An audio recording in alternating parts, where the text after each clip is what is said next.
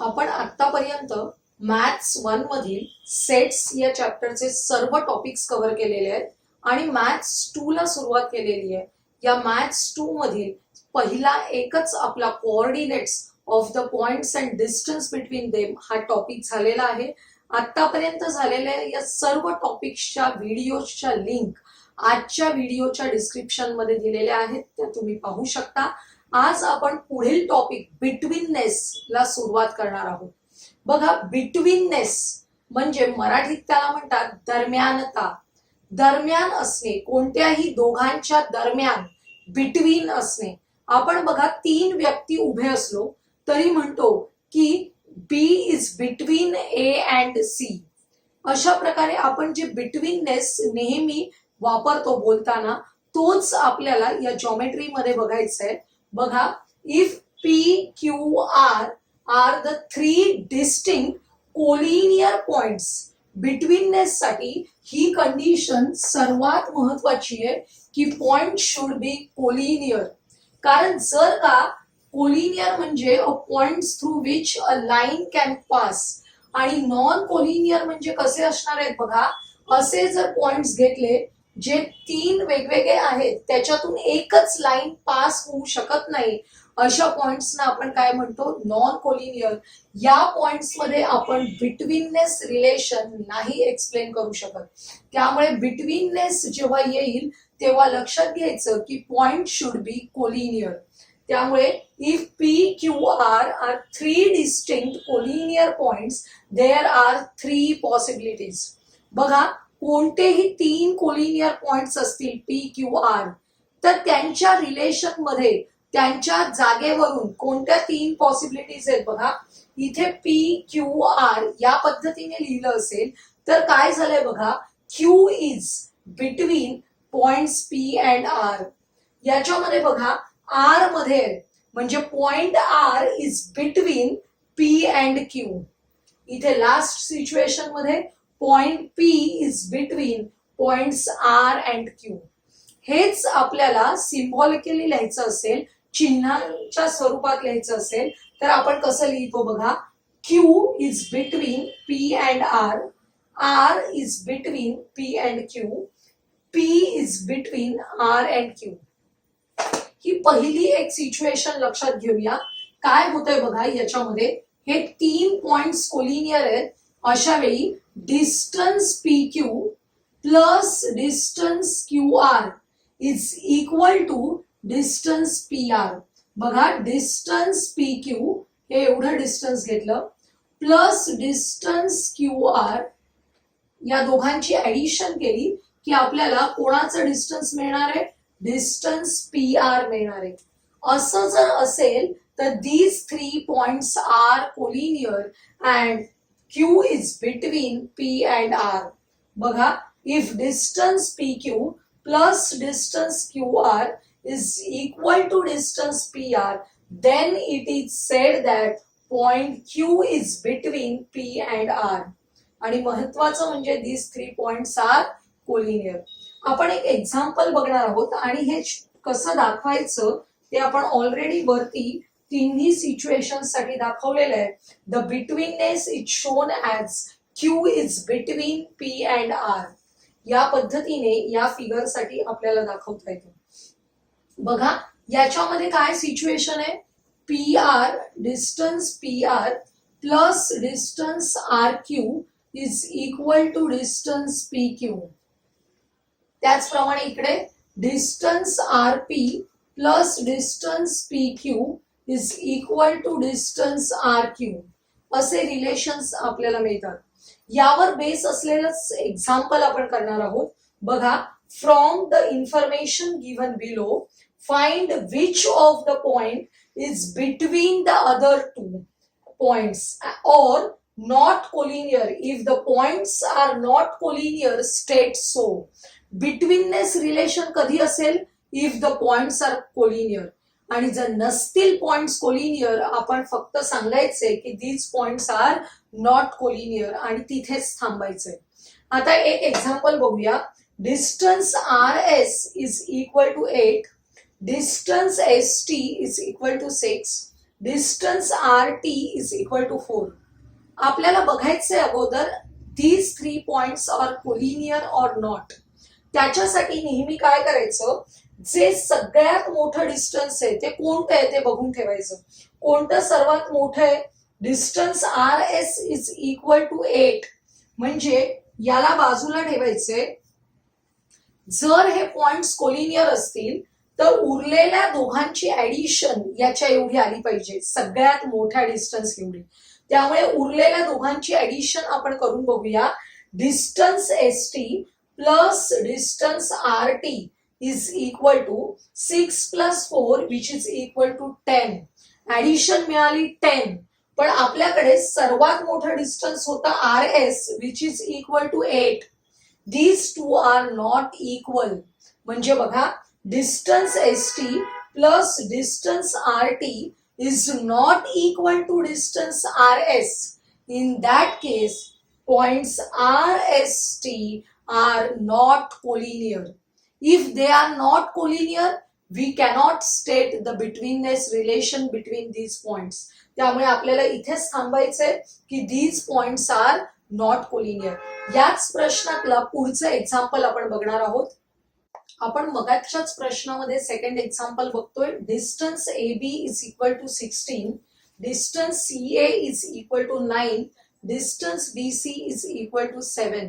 तर आपल्याला बघायचंय these 3 points are collinear or not, आणि if they are collinear then which point is between other to.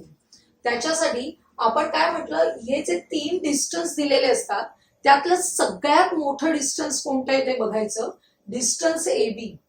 ते सोडून रिमेनिंग 2 डिस्टन्सेस आहेत त्यांची ऍडिशन करायची. म्हणजेच distance C A plus distance B C is equal to 9 plus 7 which is equal to 16. बघा, या उरलेल्या दोघांची ऍडिशन आलेली आहे 16 आणि आपल्याकडे सगळ्यात मोठा सेगमेंट आहे त्याची पण लेंथ आहे 16. Distance between these 2 points also 16. म्हणजे काय कळलं, distance C A plus distance B C is equal to distance A B. Therefore points A B and C are collinear. आपल्याला याच्यावरून फिगर काढायची आहे. या मिळालेल्या स्टेटमेंट वरून, आपल्याला मिळालेल्या स्टेटमेंटकडे लक्ष द्या, त्याच्यावरून आपण फिगर काढतोय. C A plus B C काय तयार होतो, ए बी. त्यामुळे आपण लाईन काढल्यानंतर ए आणि बी हे पॉइंट्स टोकाला ठेवायचे. ए आणि बी हे पॉइंट्स 2 टोकांना ठेवायचे आणि त्यांच्या मध्ये कोणता पॉइंट असला पाहिजे, सी. का ए आणि बी टोकांना ठेवायचे, कारण डिस्टन्स बी इज ग्रेटर. त्यामुळे ए बी सगळ्यात एंड पॉइंट्सना असला पाहिजे आणि मध्ये सी. आणि हाच ए बी आपण या पद्धतीने लिहू शकतो, बी ए. त्यामुळे मध्ये पॉइंट सी घेतलेला आहे. बघा, point C lies between the points A and B. Therefore कशा प्रकारचं बिटवीननेस रिलेशन असेल, C is between A and B and here C is between B and A, one and the same. हे दोन्ही प्रकारे आपल्याला लिहिता येऊ शकतं. आता सेकंड क्वेश्चन बघा जरा वेगळ्या प्रकारे. Sketch the proper figure. आपल्याला फिगर काढायला सांगितली आहे and write the answers to the following questions. बघा, if B is between A and C, आपल्याला ही दिलेलं जे रिलेशन आहे B is between A and C, त्याच्यावरूनच फिगर काढायची आहे. बघा, मी लाईन काढलेली आहे. Point B is between A and C. Figure काढण्यासाठी या एक्सप्रेशनचाच आपल्याला उपयोग होणार आहे. पुढे दिलेलं आहे length A C is equal to 11. आपल्याला या ए पासून सी पर्यंतचं जे डिस्टन्स आहे ते किती दिलेलं आहे, 11. पुढे बघा, B C is equal to 6.5. हा जो इथून इथपर्यंत बी सी आहे तो किती आहे, 6.5 आहे. तर आपल्याला काढायचं आहे distance A B. Then find distance A B किंवा लेंथ ए बी. हा जो ए बी आहे तो A B is equal to how much ते आपल्याला विचारलेलं. बघा, बिटवीननेस रिलेशन दिलेलं, त्याच्यावरून फिगर काढली आपण. त्याच्यावरून आपल्याला स्टेटमेंट लिहिता येतं डिस्टन्स ए बी पण इथे एक्झाम्पल मध्ये लेंथ वापरलेला आहे, म्हणून आपण लेंथने लिहूया. Length AB plus length BC is equal to length AC. Value substitute करा. लेंथ AB प्लस BC ची लेंथ आहे 6.5 इज इक्वल टू AC ची लेंथ आहे 11. आता 6.5 प्लस आहेत, अपोजिट साइडला गेले मायनस होतील. 11 मायनस 6.5 किती येणार आहेत? 4.5. Therefore length AB is equal to 4.5. अशा प्रकारे या बिटवीननेस रिलेशनचा उपयोग करून फिगर काढायची. फिगर वरून आपल्याला हे महत्वाचं स्टेटमेंट लिहायचंय आणि मग व्हॅल्यूज सबस्टिट्यूट करायचे. या ज्या व्हॅल्यूज दिलेल्या आहेत 11, 6.5 याच्या ऐवजी वेगवेगळ्या व्हॅल्यूज असतील, त्यानुसार तुम्हाला एक्झाम्पल सोडवता येतील. आपण नेक्स्ट एक्झाम्पल बघूया. On a number line points A, B and C are such that distance AC is equal to 10, distance CB is equal to 8. Find distance AB considering all possibilities. बघा इथे all possibilities असं लिहिलेलं आहे. आतापर्यंतच्या examples मध्ये तुम्हाला betweenness relation दिलेलं असायचं, म्हणजे त्या केवळ त्या एकाच कंडिशन साठी आपण डिस्टन्स काढत होतो. पण आता आपल्याला for all possibilities distance AB काढा असं सांगितलंय. त्यामुळे दिलेल्या दोन गोष्टी आहेत. Distance AC is equal to 10, distance CB is equal to 8. आपण एक एक पॉसिबिलिटी लक्षात घेऊया. Possibility 1, where point C lies between A and B. पहिली पॉसिबिलिटी घेतली आहे. Point C lies between A and B. आपण फिगर काढली त्याप्रमाणे point C lies between A and B. Values बघा दिले. डिस्टन्स AC म्हणजे इथून इथपर्यंत distance AC 10 and distance CB is equal to 8. आपल्याला काढायचंय डिस्टन्स AB. हे संपूर्ण डिस्टन्स काढायचंय. या दोघांची काय करावी लागेल? ऍडिशन. बघा distance AB is equal to distance AC plus distance CB. 10 plus 8 18. बघा when point C lies between A and B, distance AB is equal to 18. मग अजून काय पॉसिबिलिटी असू शकते? पॉसिबिलिटी 2, बघा distance point B lies between A and C. Figure काढूया आपण. Point B between A and C. काय काय दिलेलं आहे? AC is equal to 10. इथे AC म्हणजे हे संपूर्ण डिस्टन्स आहे A पासून C पर्यंतचं, ते 10 आहे. CB is equal to 8. CB is equal to 8. Then find AB. या फिगर प्रमाणे आपल्याला काय फॉर्म्युला लिहिता येईल? Distance AB plus distance BC is equal to distance AC. Substitute करूया व्हॅल्यूज. डिस्टन्स AB तसंच ठेवायचं. BC चं डिस्टन्स आहे 8 इज इक्वल टू AC चं डिस्टन्स आहे 10. आता प्लस 8 अपोजिट साइडला गेले मायनस 8 होतील. 10 मायनस 8 व्हॅल्यू मिळाली 2. म्हणजेच when point B lies between A and C, distance AB is equal to 2. आपण इथे दोनच पॉसिबिलिटीज लक्षात घेतल्या. तुम्ही म्हणाल तिसरी का नाही?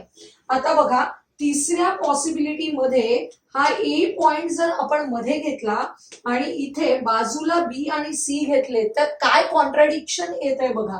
आपल्याला दिलेलं आहे AC इज इक्वल टू 10 आणि BC इज इक्वल टू 8.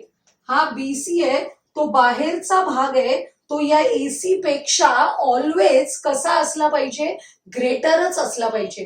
त्यामुळे याच्यामध्ये जर हा BC 8 दिला असेल आणि AC 10 दिला असेल तर this possibility does not exist in this case. त्यामुळे आपण फक्त दोनच पॉसिबिलिटीज लक्षात घेणार आहोत आणि त्याप्रमाणे डिस्टन्स AB आपल्याला मिळालेलं आहे 18 और 2.